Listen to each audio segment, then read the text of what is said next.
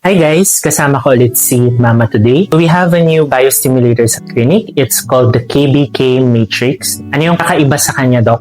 Perfect siya for aging skin. Like si Mama, she's 70. Basta pumatong na ng senior citizen, ito ang magandang biostimulator. Because it will force the skin to create more collagen para mag-firm and mag-tighten yung skin, which is kailangan ni Mama. It also brightens and makes the skin glow. For most patients ko na seniors, ito talaga one of their biggest problems. Itong puffy eye bags. It's because yung fat, lumalabas na siya kasi weak na yung skin. Perfect si KBK Matrix because it has pyruvic acid.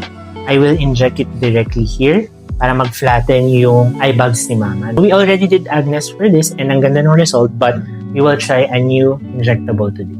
After kong mag-inject dito sa eye bags, for painless delivery naman to the whole face, for the glow, kasi meron din tong hyaluronic acid, and to lift and firming, gagamitin ko na lang si KBK Dermashine kasi si Mama medyo mababa yung pain tolerance para at least painless and fast delivery tayo. Markings for Matrix under eye.